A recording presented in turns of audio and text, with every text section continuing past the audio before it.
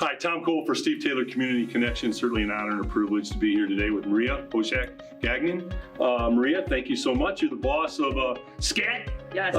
Tell the folks the acronym. What does it stand for? Sylvania Community Action Team. Yeah, and it was funny when I asked you for bullet points, the things that we were chat about. I didn't know all the wide-reaching things that Nobody you do. knows. Yeah. Oh, it was unbelievable. I'm sitting there.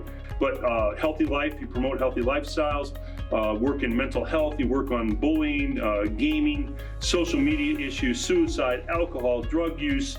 You work with the schools, the city, the police, the fire, and of course with the pandemic, there's all kinds of elements, side elements of that people don't realize. Right. But let's get to the, what's the new vision? So our new vision is to be the leading safe and healthy community. Okay. So we wanted to make that bigger.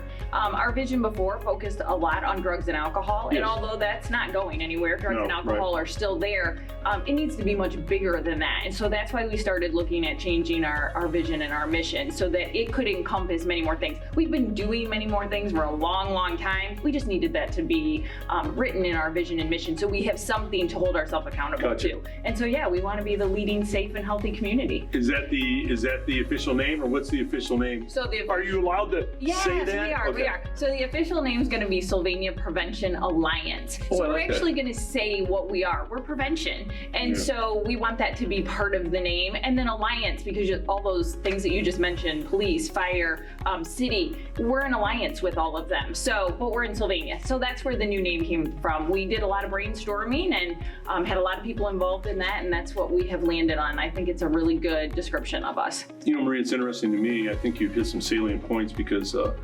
Steve lets me teach a Steve Taylor once a week broadcast class at St. John's. So you work with young kids. In the past, I've taught a media class in college. But the gaming issue is an issue. People don't understand. Absolutely. And the kids will admit it. I mean, I was really kind of surprised when I was because they'll be honest with you in the classroom. And I said, how many do you think this gaming thing affects your grades, affects your lifestyle, your social life, maybe lacking because you do? And it was a good majority of the people in the class. Yeah. You said I'd have better grades, I'd have a better social life, and I said, well, then why are you doing it? Well, I can't stop gaming. So it is an issue. It is an issue, and I didn't realize what the issue was until I went to a seminar a couple years ago, and it was called gambling. And I thought, we don't really have issue with our kids gambling. Why am I going to this seminar? And I went, and within the first 5 minutes, they flipped it to gaming, and they said, here's why. Yeah. And they explained how gaming truly is gambling and what it does to the brain and why those kids get sucked in. And so when you flip it to think about it like that, wow, that makes a big impact on anybody who watches their kids game. And don't get me wrong, I have an 11-year-old. He loves video games. I watched the exact same thing with him. I mean, this morning I got up and was ready to walk out the door, and he got up, and before he started homework, he's wanting to get on that iPad and just watch videos about gaming. And I'm like, this is not how this works. So I struggle with the exact same thing. Yeah. But it's definitely an issue and something that we are trying to address more in the community. And just as a general, I mean, just because we're in Sylvania, the parenting information that we do can go out to all parents, whether that's parents in Perrysburg or anywhere else in Toledo. And now with the pandemic, it has allowed us to do much more with technology. And so our information can be found on our YouTube channel, and it could be parents across the country or across the world that watches our stuff, because kids here are no different than, say, kids in California or anywhere else. And if that's information that would help parents, we're thrilled that they can utilize that information. What are the difficulties you see, not just from the physical, we know that, but the mental side of this pandemic?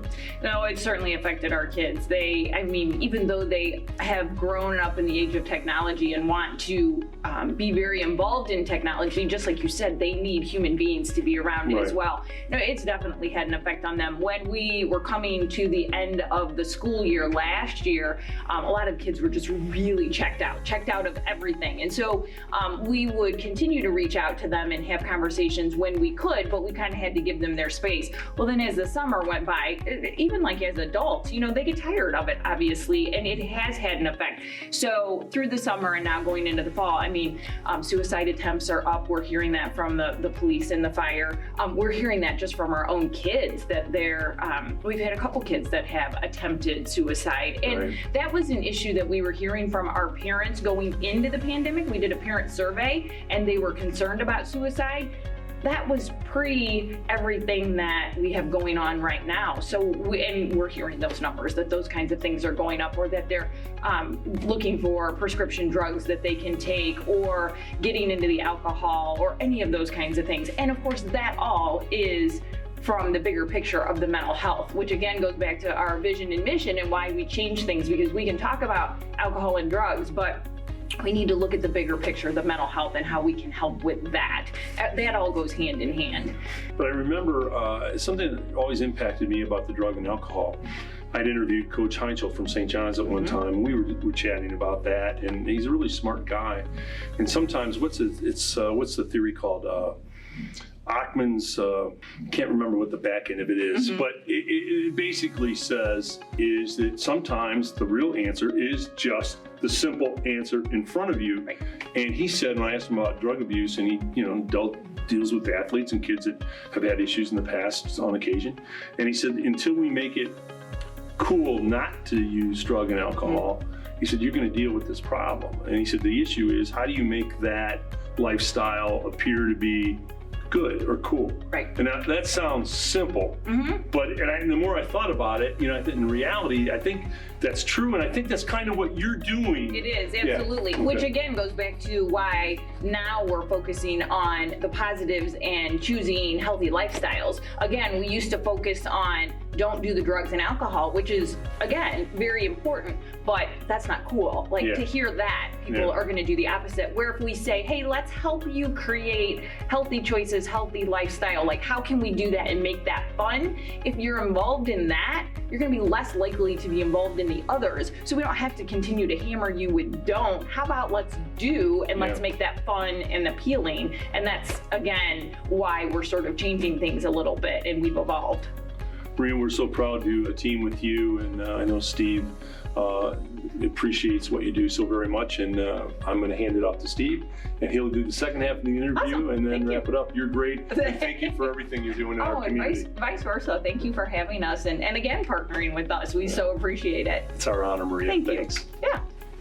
Hey everybody, Steve Taylor here with another fantastic community connection. I'm here with Maria, and tell us again, we know it's Sylvania Community Action Team, which is now known as Sylvania Prevention Alliance. All right. We're working on all the legal stuff right now. So we're in the transition phase, but fantastic. We have partnered before in the past. We've done some great things. You guys have done some great things, and we're just happy to support you. And I know some things that, like Red Ribbon Week, that's something that you do with the schools. Talk a little bit about that. Sure. So National Red Ribbon Week is actually this week right now, but it was always hard. State testing is going on in the schools last week, and so we always kind of played with the dates anyways. There are a couple of the Sylvania schools that are actually doing events this week. We always did a big what we called a walk of light at Southview High School in the stadium. Of course, that is not able to happen, but we're still getting the message out to the kids. So most of the schools are doing it the week of November 9th now. The teachers will be able to add a little bit of curriculum in about just different things. And again, we're not focusing it all on drugs. National Red Ribbon Week is pretty focused on just drugs, but we tend to focus this event more on the elementary kids. And yes, we want them to learn very young. Sure. You want to stay away from drugs.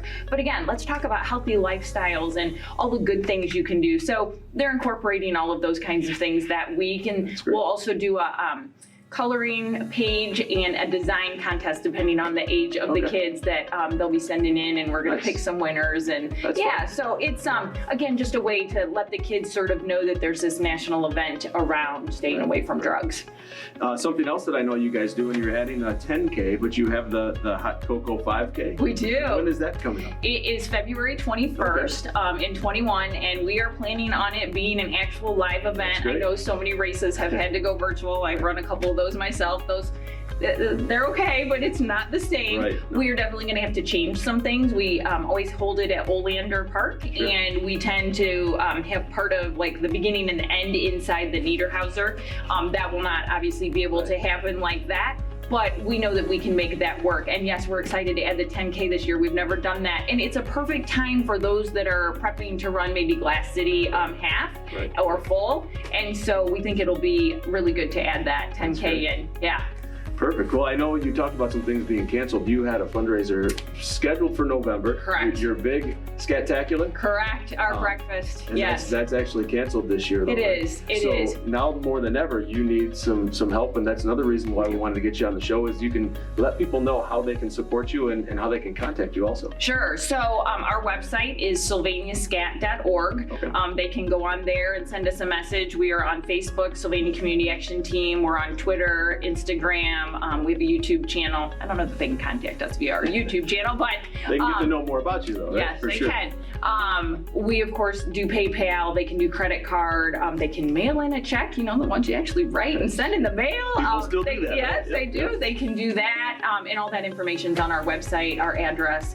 And so we're going to be doing a mailer in November, and sort of, it's a plea. It's also a here's everything we've been doing, but it's definitely a plea since we're losing our big fundraiser in November. I gotcha. Well, you heard how to donate. They obviously need some help with the fundraiser obviously being canceled, so see what you can do to get involved and help this great organization. Maria, we're glad that you came into the studio today. You got to see a little behind the scenes of us doing our High School Stars of the Week, our Coaches Chronicles.